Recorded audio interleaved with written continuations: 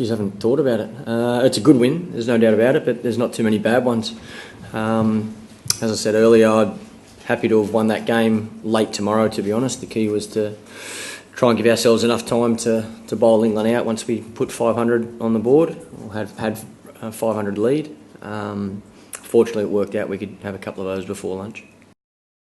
Yeah, I think the boys' attitude has been outstanding since we've been in England, to be honest. I was really happy with our preparation leading up to the first test. I was really happy with the way we played in those two tour games, being able to win those games.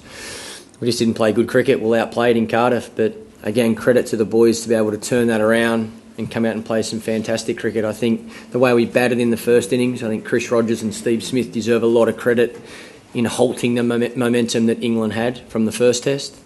And then the execution from the bowlers in both innings to be able to take 20 wickets is a great reflection of where this attack's at. The depth of our squad was certainly shown this test, and credit to obviously Mitch Marsh and Nev for coming in and grabbing their opportunities with both hands.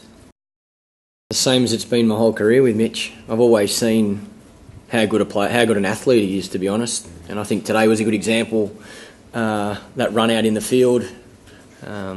His bowling we've all seen over his career, and his batting's the same. I think he's striking the ball really well with the bat. So Mitch is a great weapon to have in your team, that's for sure. I think I probably utilised him a little bit better in this Test match than I did in Cardiff. But again, he's fit and strong, so he can bowl long spells if required, or he can come in and bowl in short bursts like he did today. So. I think the whole attack deserves credit because the way they bowl, that allows me to be able to use Mitchell the way I did in this game. Again, I don't know enough about it at this stage, but it sounds to me that today's incident, there's no relation to him getting hit in the West Indies or even the other day. We'll wait and see the result and let the experts have a look at him and make their decisions, but I'm confident that Chris will be right for the next Test match.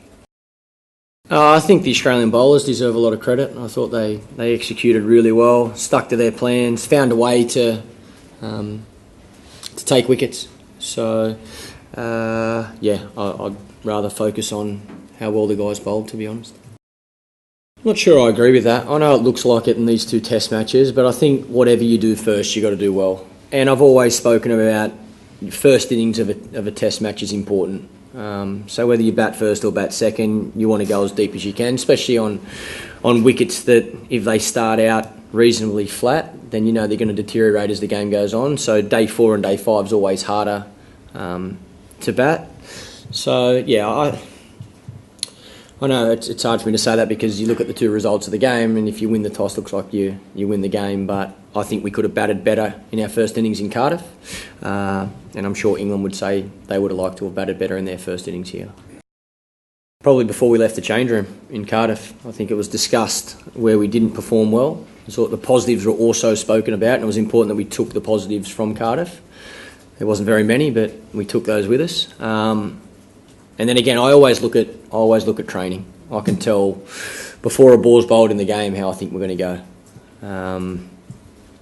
And the boys were switched on. I sense that hunger from the senior players in particular, and they lead that. And the young players, they got that enthusiasm and hunger anyway because they want to get out there and play. But I sense that hunger for success from the senior players, and we're going to need that if we want to continue to have success in this series. I think the game was set up by the way we batted in the first innings, by the way we stopped England's momentum from the first test. That's why I think Chris Rogers and Steve Smith deserve a lot of credit for that.